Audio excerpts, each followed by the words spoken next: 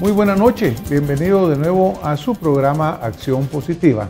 Muchísimas gracias por acompañarnos una vez más y permitirnos compartir con ustedes puntos de vista, la opinión de distinguidos invitados. Antes de empezar ya en el programa en sí, yo quisiera enviar un saludo a todos los radiólogos de Guatemala, a los radiólogos de Centroamérica y a los radiólogos del mundo. Este 8 de noviembre recién pasado se ha celebrado el Día Internacional de la Radiología, lo cual pues es muy grato para mí por ser miembro de esta profesión y por tener la oportunidad de haber contribuido juntamente con muchísimos de mis colegas a la salud a nivel nacional y a nivel mundial. Así que salud, mis queridos amigos radiólogos, y en próxima oportunidad vamos a tener acá un programa en el cual quisiera invitar a distinguido amigo que venga acá y hablemos un poco sobre la historia de la radiología en general y de la historia de la radiología en Guatemala. Ser radiólogo es un servicio médico, es un servicio de atención directa, pero también es ser maestro, porque en la radiología parte importantísima es esa transmisión del conocimiento, esa tarea docente que es tan maravillosa y que tanto nos gusta. Y hoy vamos a hablar de un tema docente a nivel nacional con un distinguido invitado, muy querido amigo de este programa, el doctor Olmedo España, a quien le damos la bienvenida. Olmedo, bienvenido a tu programa Acción Positiva. Gracias, Francisco, por invitarme a esta oportunidad, particularmente porque me has contado que conversemos sobre el tema de la problemática de la formación docente en Guatemala. Efectivamente, yo quisiera comenzar esta conversación recordando las palabras del apóstol José Martí, que dice: y me hice maestro, que es hacerme creador. Cuando ingresamos a la Escuela Normal Central para Varones a estudiar hace algunos años, cabalmente esa frase estaba en el frontispicio de la Escuela Normal, ahí estaba, porque José Martí no solamente dijo esa palabra, sino que fue maestro de esa Escuela Normal. Él impartió el curso de filosofía siendo muy joven en el tiempo de la Revolución Liberal, del tiempo de Justo Rufino Vargas. Imagínate, Olmedo, pues muchísimas gracias por esa parte histórica tan importante, ¿no? Porque yo creo que nosotros tenemos que vivir todo lo que ha pasado anteriormente. Imagínate pues ese tipo de profesores, de maestros impartiendo ahí clases. Cuando hablábamos del doctor Olmedo España, yo mencionaba que es alguien muy querido en este programa, nos ha acompañado en programas anteriores en el cual hemos hablado de educación, y hoy pues vamos a tocar el mismo tema. Él es licenciado en Filosofía de la Universidad de Costa Rica, es doctor en Investigación Social de la Universidad Nacional y tiene una carrera muy distinguida en el área docente, en el área de proyectarse a la comunidad. Ha escrito varios libros, los cuales pues son muy apreciados. Así que ya van a ver ustedes lo mucho que nos va a enriquecer esta conversación del día de hoy. Olmedo, cuando hablabas tú, y yo te veo con esa alegría con que tú mencionas la escuela normal, esos años que estuviste ahí. El tema de las escuelas normales ahora pues está en mucha controversia, pero antes de entrar a la controversia, recordémonos un poquito del espíritu de las escuelas normales. Ese que te vi brillar en el ojo así tan agradablemente cuando te recordabas. Yo soy maestro también de educación primaria urbana de un colegio, el Colegio San Sebastián, con una tradición, y obviamente las escuelas normales de Guatemala con una tradición brillante en el aporte a la formación. Hace algún tiempo, cuando tanto vos y yo estudiábamos, siempre había una especie de examen o de orientación vocacional. Cuando uno salía del tercer año básico, había un curso de orientación vocacional y ahí lo examinaban para dónde es que uno tenía mejores posibilidades. Hoy se dice competencias, ¿verdad? Donde uno puede lograr mejores competencias. Una palabra nueva, pero que finalmente tiene que ver con lo mismo que antes decíamos acerca de habilidades, vocación, tendencias personales que uno tenía. Cada uno fue formado de diferente manera. En el caso particular de mi persona, yo soy de un pueblo de oriente de Guatemala que se llama Quetzaltepeque. Y ahí yo tuve la gran oportunidad de estar cerca de grandes maestros. Uno de ellos es el actual rector de la Universidad Mariano Gálvez, el licenciado Cloveo Torres Mos, su hermano Rolando Torres, historiadores, abogados, magistrados, don Miguel Ángel Landaverri. Entonces eran hombres ilustrados, cultos, viviendo en un pueblo allá arrinconado del país. Y nosotros jóvenes patojos de la escuela primaria que los escuchábamos con mucha atención y nos fueron inquietando, nos fueron generando inquietud y nos fueron generando lo que el maestro debe hacer, generar imaginación. Y esas inquietudes después se materializaron porque la mayoría de nosotros terminamos estudiando la carrera de maestro de educación primaria urbana y otros maestros de educación primaria rural en la Alameda de Chimaltenango, que fue creada en 1946, que lamentablemente ya no nos estamos quedando con estas situaciones que se están dando, que ya lo hablaremos de manera más concreta, nos estamos quedando sin maestros de educación rural preparados como los preparaba la escuela normal. Me recuerdo yo de la escuela en Alameda, pues que tenía una tradición tan grande. Pues cuando mencionas que Saltepeque y esa vocación que empieza a generarse con el ejemplo de distinguidos maestros, pues yo también tengo la suerte de venir de mi familia de un pueblo llamado Tacisco, también en la costa sur, de donde es originario el doctor Juan José Arévalo, llamado presidente de la educación. Es decir, compartimos pues ese ejemplo de grandes personajes que se centraron en lo que yo creo de repente, Olmedo, que se ha perdido acá, que es la visión de la importancia que tiene la educación para el desarrollo de un país. Y yo creo que en eso hemos fallado en Guatemala en este momento. Creo que andamos un poco perdidos y que realmente no es la máxima prioridad, diría yo, la formación educativa de los guatemaltecos. Es que cabalmente lo que acabas de decir, el maestro tiene que inspirar, tiene que ser un referente, un ideal. Cuando uno está de joven, patojo de primaria o joven de secundaria, el maestro lo tiene que inspirar a uno. O sea, yo quisiera ser como él, o como dicen los patojos, cuando sea grande quiero ser como él, dicen los patojos. Bueno, cuando tenga la edad, yo quisiera ser como ese personaje. Es un ideal el que yo me formo. Vos conociste grandes maestros en tu periodo de estudios, como don Amílcar Echeverría, por ejemplo. Claro. Profesor de literatura, autor de antologías de la literatura guatemalteca, pero además de profesor de las escuelas normales, era profesor universitario. Entonces, don Amílcar tenía el conocimiento de la literatura nacional, latinoamericana y universal, y era capaz de motivarlo a uno.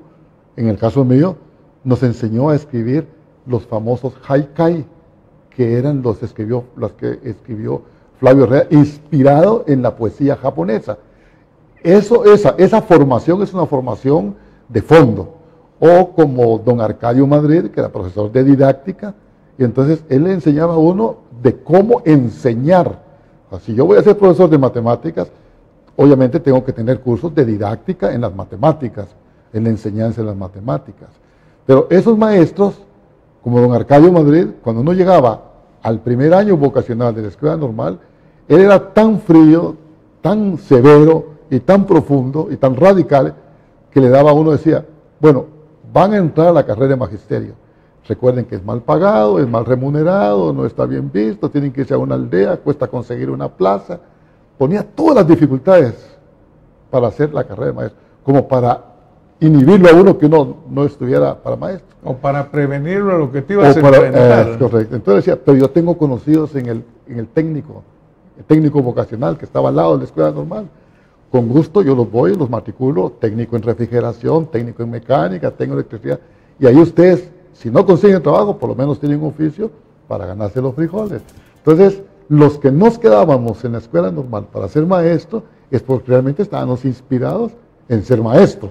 Claro. Porque don Arcadio era un maestro que le dibujaba a uno la realidad, el escenario de cuál era a dónde uno ¿Cuál se va a era la mover. realidad que se iba a enfrentar? Vamos. Y que además es real. Te inspiraban. Yo me acuerdo cuando hablaba de don Amílcar Echeverría, pues me lo trae a la mente el verlo, que además era un personaje muy elegante, con muy corbata, tenía su carro deportivo, en fin, era aquel rol que uno decía, bueno, pues como decimos, ala, yo quisiera ser así. Ahora, ¿qué pasa? ¿Qué pasa ahora acá, Olmedo? Tenemos el problema, por ejemplo, las escuelas normales como las conocimos, pues ya no existen con la nueva legislación. La carrera se suprimió al nivel en que nosotros la tomamos y ahora, en base a un buen principio, diría yo, se ha pasado a un nivel universitario. El profesorado, la licenciatura. ¿Cómo ves esa situación? ¿Qué piensas que está sucediendo con este proceso?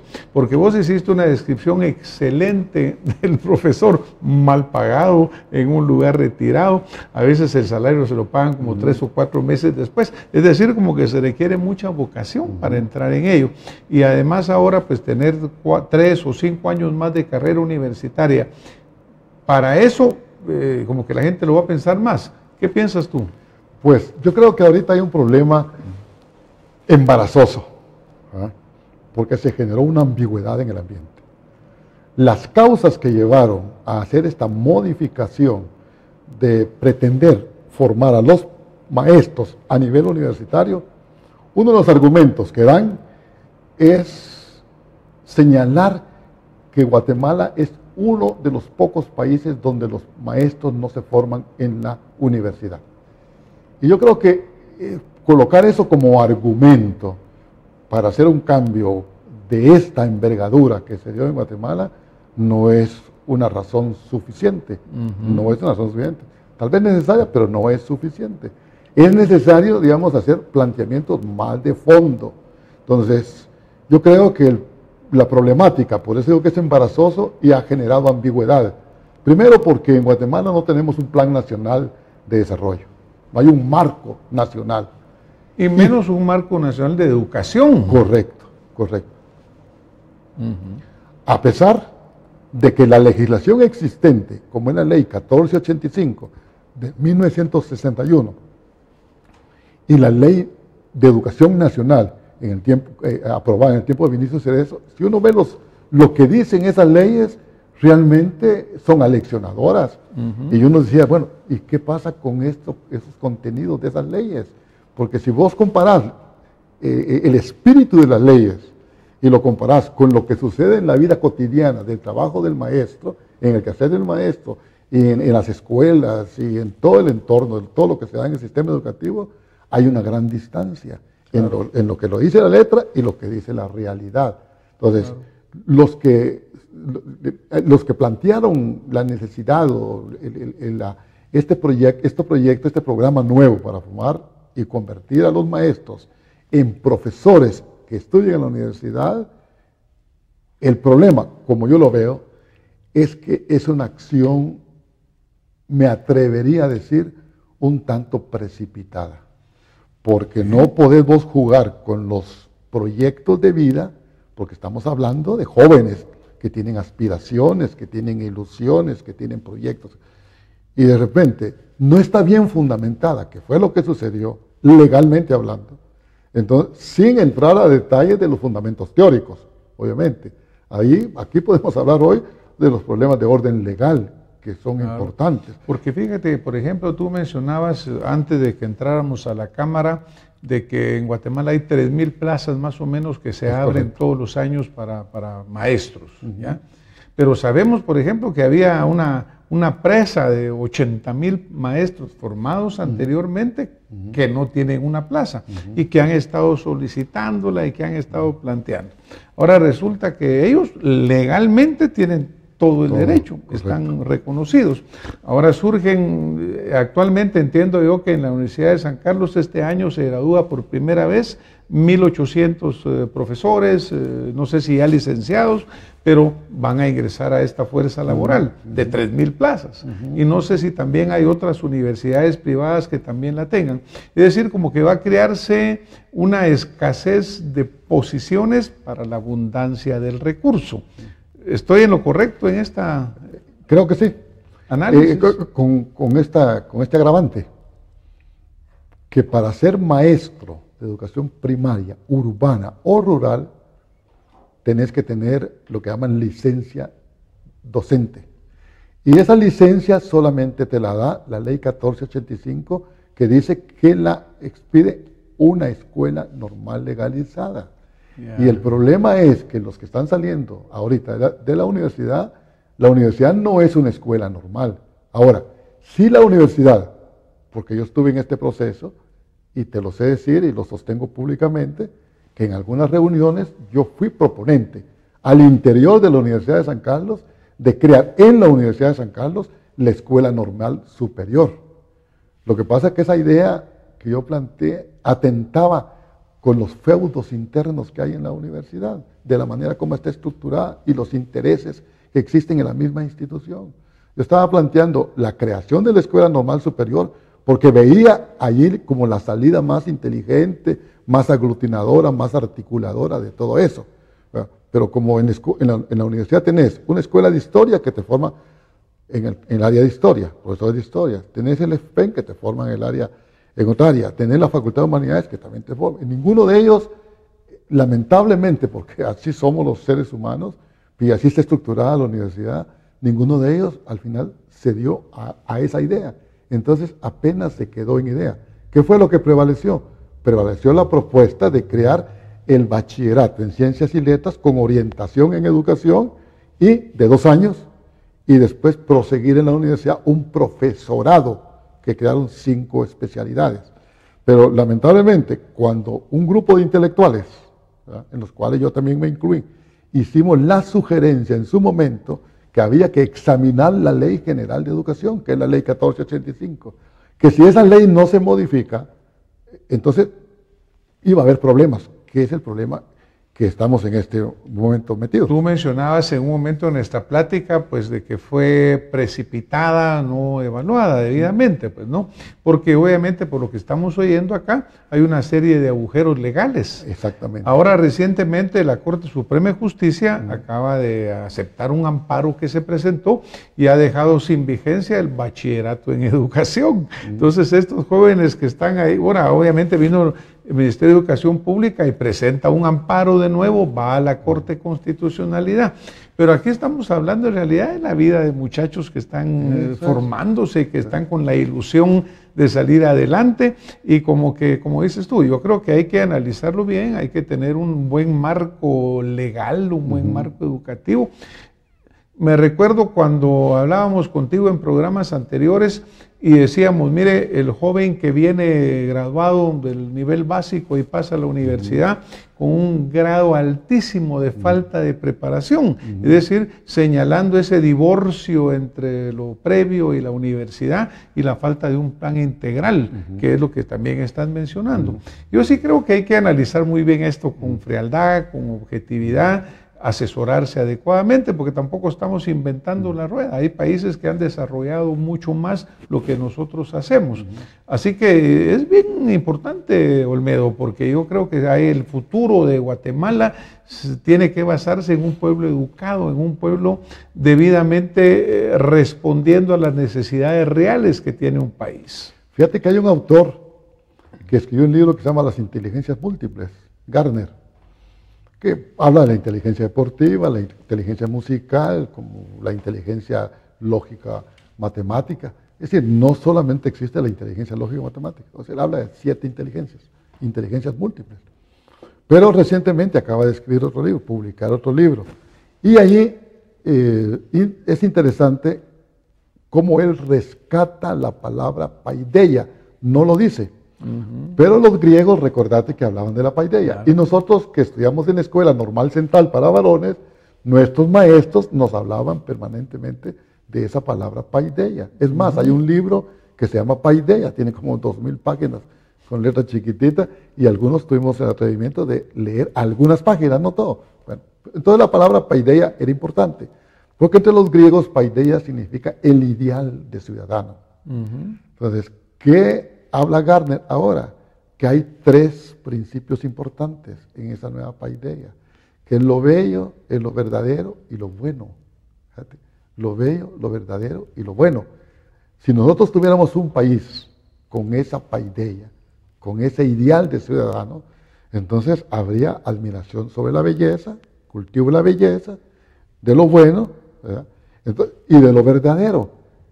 En educación, una cosa es la educación escolarizada, de lo que estamos hablando hoy, y otra cosa es la educación, que es la formación de ideales, y la formación del ciudadano. Realmente es la valoración, ¿verdad?, de los grandes principios universales de respeto, dignidad, tolerancia, etcétera, etcétera. Y eso es lo que tiene que formar el maestro. Porque el maestro, como dice José Martí, y me hice maestro, que es hacerme creador. Es que esa palabra es muy profunda.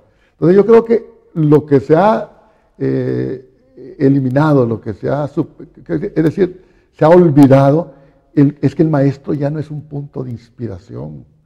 El maestro no solamente tiene que tener vocación para enseñar, sino que tiene que ser un momento, tiene que ser un inspirador de ideales, de momentos, etc. Ahora, lamentablemente, el país entró en una complejidad de las complejidades. A veces cuesta explicárselo a uno mismo, uno procura explicárselo y cuesta explicárselo. Pero si el país, como país, no toma en cuenta en serio la educación, es difícil que nosotros vayamos a salir de este hoyo en el que estamos metidos. Y obviamente, Olmedo, la educación de excelencia. Por supuesto. Porque acuérdate tú que no es simplemente educar, sino que debe ser educación de alta calidad. Algo que a mí me preocupa en esta razón de la sin razón, que a mi razón enloquece, es la comercialización que ha habido en la educación. Así es. Porque, mira, yo conozco el esfuerzo de muchos guatemaltecos a todo nivel por educar a sus hijos, pero de repente como que en algún momento determinado surgieron miles de lugares que ofrecen miles de carreras, pero con una visión comercial. No es esa visión educativa, no es ese verdadero y genuino espíritu de formar, sino que se vuelven maquilas de muchachos que salen con títulos de los más descabellados en cuanto a sus definiciones. ¿No te preocupa a ti esa comercialización que ha habido? Por supuesto. Digamos, una de las razones que dan para hacer esta propuesta fue que habían casi 400 escuelas normales en centros de educación privada. Se graduaban al año 19,000 maestros. Y nada más, y la oferta que tiene el ministerio son de 3,000 maestros. Quedaban 16,000 jóvenes con título de maestro y además probablemente en duda su calidad. Y que se acumulaban año tras año. Tras año. Entonces estos 16,000 jóvenes probablemente es la carne de cañón, ¿verdad?, del crimen organizado o de los migrantes que están en los Estados Unidos. Estos miles de jóvenes, porque de alguna manera tienen que satisfacer sus ideales de vida. Ahora, ese es un problema. Pero también hay ejemplos hermosos. Acaba de salir publicado en el periódico la noticia de Bill Gates, una fundación, dice, potencial de educación a través de la innovación. Bill Gates, uno de los millonarios más grandes del mundo, claro que una realidad diferente, se percata que ellos en el campo educativo, los Estados Unidos, está atrás de otros gigantes como Singapur, como Vietnam, como Finlandia. Y se percata de esa ausencia, de ese vacío que hay en el sistema educativo norteamericano y plantea privadamente, desde una fundación, un proyecto de esa envergadura. Nos gustaría, nos encantaría, digamos, que ese sector económico poderoso de Guatemala realmente asumiera también esos ejemplos y con seriedad este asunto. Ahora, el tema por el cual me invitaste, para hablar de los maestros y la trampa que estamos metidos, legal, y que está generando ambigüedad, yo creo que hay que resolverlo, porque debe resolverse, porque está en juego los proyectos de vida de una buena cantidad de jóvenes guatemaltecos, y no pueden quedar ellos metidos en esa frustración que ha provocado asumir ese tipo de decisiones. Debieron en aquel momento el planteamiento, aun cuando puedo cuestionarlo, el planteamiento que ellos hicieron para esta propuesta, puedo cuestionarlo, pero digamos que es correcto. Lo que fue incorrecto es no haber tomado las medidas correctivas desde el punto de vista legal para que esto no sucediera. Entonces ahora estamos metidos en una trampa en la cual el Estado, a través del Ministerio de Educación y a través de su universidad pública, que es la Universidad de San Carlos, tienen que dar una respuesta a esto. Y la respuesta tiene que ser una respuesta inteligente, adecuada, para que atienda las aspiraciones de esos jóvenes. No podemos quedarnos así. Yo obviamente lo cuestiono, pero como soy optimista y me encanta hacer propuestas, tengo un pensamiento propositivo, yo creo que el ministerio debería de quitarse la coraza de que es el poder por el poder, convocar abogados para que examinen adecuadamente el asunto, encontrar la salida legal correcta y convocar a los mejores educadores del país, que los hay en el interior, o bien acá, intelectuales y educadores que están en la práctica, para que ya planteen un proyecto de formación docente de carácter estratégico para el país. Y con visión de largo plazo. Exactamente. Y tomando en cuenta lo que está sucediendo, porque hay temas como la relación economía y empleo que no se toman en cuenta. Claro. ¿Verdad? Porque uno va a estar sacando profesionales que no tienen posibilidades de conseguir empleo. Entonces vas a tener desempleo profesional. O sea, más estudiados, pero más desempleados. Y esa contradicción no puede existir en un país. Yo creo, Olmedo, que pues obviamente yo te iba a pedir una conclusión al final, pero es lo que tú estás diciendo en este momento. Porque a pesar de lo bien que estás señalando el tema, como que el tema se sigue complicando, ¿no? Porque ahora parta de la Corte Suprema, la Corte de Constitucionalidad. Y yo creo que lo que hay que hacer es ese alto que tú mencionas, muy seriamente plantear el punto y buscar resolverlo. Porque aquí lo que se va a hacer es seguir de un trámite legal al otro. Pero estos muchachos siguen en el limbo, siguen metidos en que no logran saber para dónde van. Muchachos que se van a graduar de profesores ahorita muy pronto, ¿a dónde van a ir a trabajar? ¿Cómo van a recibir su ingreso? ¿Cómo se les va a pagar? ¿Verdad vos? Yo me recuerdo, tú estuviste en Costa Rica. Costa Rica es un país ejemplo en el sentido que trazó un plan a largo plazo de educación y vemos los resultados, pues porque vemos cómo ellos han cambiado. Hoy nos vamos a tener que ir yendo, Olmedo. Yo te agradezco verdaderamente esta gran contribución que has hecho para nuestro entendimiento de la situación. Y vamos a continuar el tema, porque yo sí les quisiera dejar muy abierto a las autoridades que corresponde a ese planteamiento del doctor Olmedo de España. Hagamos un alto, reconozcamos, seamos sinceros en el camino. Eso es.